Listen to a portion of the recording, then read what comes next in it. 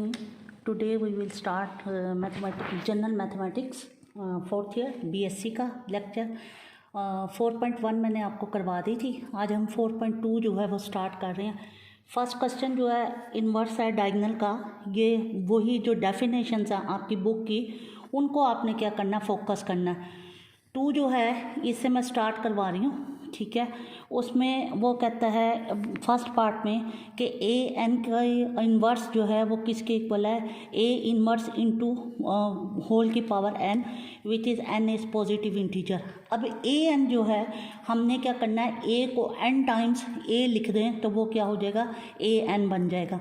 अब उसका इन्वर्स लेना है तो हम सारा जो ए है बोथ साइडेड, लेफ़्ट से भी इन्वर्स ले लें, राइट से भी इन्वर्स ले लें, तो हमारे पास हर एक का इन्वर्स जो है वो बनता जाएगा. और यहाँ से आपके पास आ जाएगा ए इन्वर्स की पावर एन, और टोटल जो है फिर हो जाएगा ए बी होल का इन्वर्स जो है वो किसके इक्वल आ जाएगा, बी का इन्वर्स इंटू ए का इन्वर्स.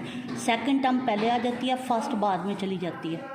इस तरह से हमने उसको स्टार्ट करना है. इसी तरह से इसका सेकंड पार्ट है, इसी तरह से इसका थर्ड पार्ट है. ये सारे पार्ट इसी तरह से हैं ट्रांसपोज के. फिर उसके बाद है फाइंड द इन्वर्स. इन्वर्स का मेथड सेकंड ईयर में मैंने आपको जो करवाया हुआ है उसी तरीके से आपने क्या करना है, इन्वर्स फाइंड आउट करना है. रो ऑपरेशन के ज़रिए वो आपने करना है. ए इन्वर्स का मेथड जो है वो इसी तरह से आप सारा जो है वो सॉल्व करती जाओगी. जो नया मेथड है ए इन्वर्स का वो मैं आपको बता देती हूँ.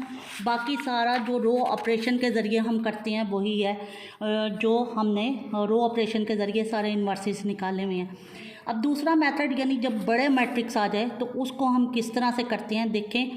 इसका मैंने क्या किया, पेयर बना लेना है. क्या लिखेंगे, फर्स्ट पार्ट में फर्स्ट स्टेप में हम कहेंगे rank of A is equal to 1 plus rank, यानी फर्स्ट टाइम हम रैंक ले रहे हैं तो इसके हमने क्या करने हैं, पेयर बना लेने हैं. देखें 1 2 2 1 ये आ गया. इसी तरह से इसके नीचे अब 1 2 हर दफ़ा ऐसे ही आएगा. अब फर्स्ट सेकंड को छोड़ के आपने क्या करना है, थर्ड का पेयर बना लेना. -2 -1 आ जाएगा. फिर नीचे आपने क्या करना, फिर दोबारा 1 2 लिखेंगे और जो नीचे -1 और 4 है वो रह गई है, उसको हम बनाएंगे. इसी तरह से अब हमने सेकंड पे हाथ रख लें, क्या करेंगे 1 और -3 ये बन जाएगा, ठीक है. और 2 और 0.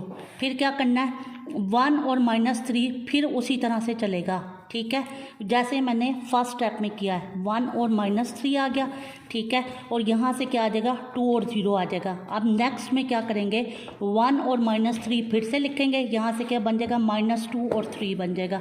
ये क्या कहते हैं, -2 और ये 3 ये बन गया, -2 और 3. फिर क्या करना है, 1 और -3 फिर लिखेंगे. यहाँ से हम क्या करेंगे, -1 और -2 ये बन गया. अब इसको सॉल्व आपने कैसे करना है, इसको क्रॉस मल्टीप्लाई करके, ठीक है. अब 1 1 ज़ा 1 और 2 2 ज़ा 4, यानी 1 में से 4 को निकालेंगे तो बाकी आपके पास क्या बचेगा, दिस इज़ इक्वल टू -3, ठीक है. इसी तरह से ये नीचे वाला आपने क्या करना है, -1 को 1 के साथ यह क्या आ जाएगा, -1 माइनस प्लस हो जाएगा, 2 2 ज़ा 4, ठीक है. +4 और -1 कितना बन जाएगा, +3 बन जाएगा, ठीक है. ये 3 बन गया. फिर इसी तरह से फिर हम इसको करेंगे 1 2, यानी 1 को हमने करना 4 के साथ, माइनस प्लस हो जाएगा तो क्या आ जाएगा, 4 + 2. 4 + 2 जो है वो कितना बन जाएगा, 6 बन जाएगा. इस तरह से हमने जैसे ये किया, फिर हम इसको फिर इसी तरह से करेंगे.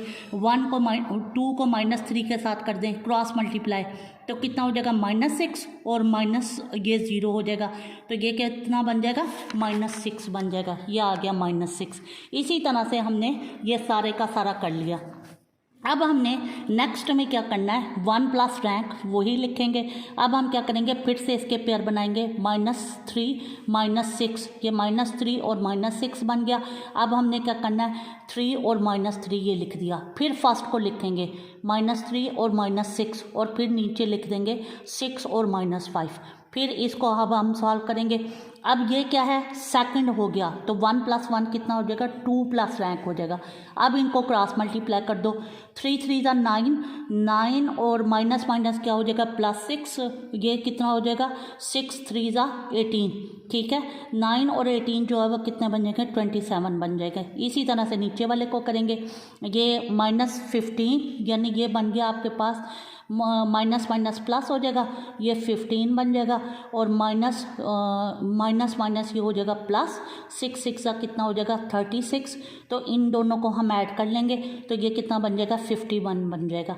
अब हमारी सिर्फ एक ही स्टेप रह गया, यानी एक सिंगल रह गया, तो हमारा रैंक क्या बन जाएगा, 2 + 1, 2 + 1 कितना हो जाएगा, 3 हो जाएगा। तो इस मैट्रिक्स का रैंक जो है, हम कहेंगे कि इस मैट्रिक्स का रैंक जो है वो क्या बन गया, 3 बन गया है एज अ कॉलम। यानी जब सिंगल कॉलम रह जाए तो उसको हम क्या कहते हैं, रैंक कहते हैं। तो ये चीज़ है। इसी तरह से ये नेक्स्ट पार्ट, अब इसमें ये दूसरे तरीके से जो मैंने आपको रो ऑपरेशन के ज़रिए बताया हुआ है, सबसे पहले मैंने क्या करना है, इसको 1 करना है, इन सारों को मैं क्या करूँगी, 0 0 करूँगी, ये स्टेप आएगा। दूसरे में मैंने क्या करना है, इस एलिमेंट को आइडेंटिटी या आइडेंटिटी पहले से मौजूद है। अब आपने जहन में किस चीज़ को रखना है कि नीचे वाली वैल्यूज़ को आपने 0 बनाना है, ऊपर वाली वैल्यूज़ को 0 नहीं बनाना। ये दूसरा मेथड है रो ऑपरेशन वाला। फिर तीसरे में हम क्या करेंगे, यहाँ पे आइडेंटिटी आना चाहिए, लेकिन आइडेंटिटी आने से पहले ये आपके पास क्या हो गया, 0 हो गया। तो नंबर ऑफ़ नॉन ज़ीरो रोज़ जो है वो क्या कहलाती है, रैंक कहलाती है। तो नंबर ऑफ़ नॉन ज़ीरो रोज़ जो है वो कितनी हो गई हैं, 2 हो गई हैं। तो हम कहेंगे कि रैंक ऑफ मैट्रिक्स जो है वो हमारा क्या है, वो कितना बन गया, 2 बन गया। तो ये है तरीका, यानी या इस तरीके से कर लें या इस तरीके से कर लें। ये जो मैंने अभी आपको बताया, ये इसी तरह से हमने क्या करना है, इसको पेयर बना लेने, इसको पेयर बना के, तो एक ये तरीका है और एक हमारे पास ये तरीका है। तो इन दोनों तरीके से हम क्या करेंगे, इसका रैंक जो है वो हम निकाल सकते हैं। ये आपके लिए नया मेथड है, इसको अप्लाई करते जाएं। बाकी ये देखें कि ये जो सारे क्वेश्चंस हैं वही रो ऑपरेशन के ज़रिए आपके होने हैं, जो आपको सेकंड ईयर में मैं करवा के आई हुई हूँ। इसमें कोई ऐसी नई चीज़ नहीं है, रो ऑपरेशन के ज़रिए आप करते जाओ। ये 4.2 जो है ये आपकी कंप्लीट कर लें, तो फिर इंशाल्लाह ताला मैं आपको 4.3 जो है वो हमारी क्या है, लीनियर ट्रांसफॉर्मेशन की है, वो उसका मैं आपको फर्स्ट क्वेश्चन जो है वो करवा देती हूँ। उसमें आपके पास क्या है, 4.3 में वो कहता है find the matrix each of the following linear transformation R3 से R3 तक। सबसे पहले ये देखना होता है कि आपके पास लीनियर ट्रांसफॉर्मेशन कहाँ से कहाँ तक है, R3 से R3 तक है, with the respect of standard basis of R3। अब स्टैंडर्ड बेसिस ऑफ R3 जो है, इसको हम लीनियर ट्रांसफॉर्मेशन को किससे डिफाइन करते हैं, T से। अब T जो है ये हमारे पास क्या है, गिवन होता है, जो x1, x2 और x3 किसके बराबर है, x1, x2 और 0 के। ये आपके पास क्वेश्चन गिवन होगा इस तरह से। तो हमने क्या करना है, सबसे पहले ये लीनियर ट्रांसफॉर्मेशन का हम ये बना लेंगे, T R3 से लेके R3 तक डिफाइंड बाय T = x1, जो ये गिवन है, इसी क्वेश्चन को हमने लिख लिया। अब स्टैंडर्ड बेसिस ऑफ R3 वही आइडेंटिटी वाला 3/3 का मैट्रिक्स, पहला क्या होगा, 1 होगा, 0 0। दूसरी हमारे पास E2 जो है वो हमारे पास क्या होगी, 0 1 0 होगी, और E3 जो है वो आपके पास क्या होगी, 0 0 1 होगी। तो हम कैसे करते हैं, T × E1, यानी इस पे T × E1। अब आपने क्या करना है, इसको इसके साथ कंपेयर कराना है। ये वाली चीज़ जो है, इस चीज़ को हम इसके साथ करवाएंगे। तो यहाँ से देखो 1 × x1 तो क्या आ जाएगा, 1 आ जाएगा, ठीक है। अब ये आपके पास 0 है तो ये क्या हो जाएगा, 0 ही हो जाएगा। ये आपके पास 0 है, इसको 0 से मल्टीप्लाई करोगी तो ये 0 ही आ जाएगा।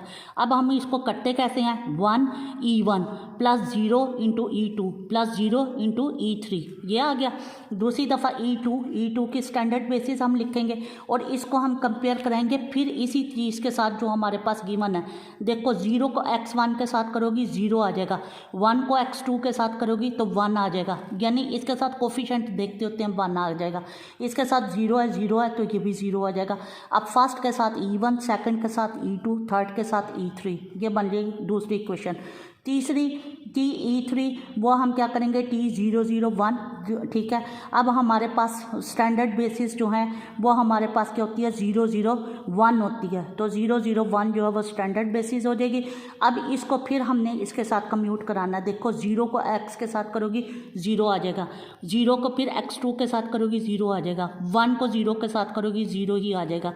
ये बन जाएगी एक क्वेश्चन नंबर 3। अब ये जो आंसर आए हैं उन आंसर को जो हमारे ये क्या कहते हैं कॉलम, यानी ये कॉलम में उसमें रो में है ना, तो रो को हम क्या करेंगे कॉलम में लिख देंगे। ये 100 तो ये आ जाएगा 100, ये क्या है 010 तो ये आ जाएगा 010, और ये क्या बन जाएगा 001, ये क्या बनेगा 001। तो ये चीज़, तो ये हमारे पास इस तरह से हम लीनियर ट्रांसफॉर्मेशन जो है वो हल करते हैं। इसको आप पहले सेकंड एक्सरसाइज ख़त्म करके थर्ड एक्सरसाइज आपने स्टार्ट करनी है, फिर हम नेक्स्ट डे करेंगे। बाकी अल्लाह हाफिज़।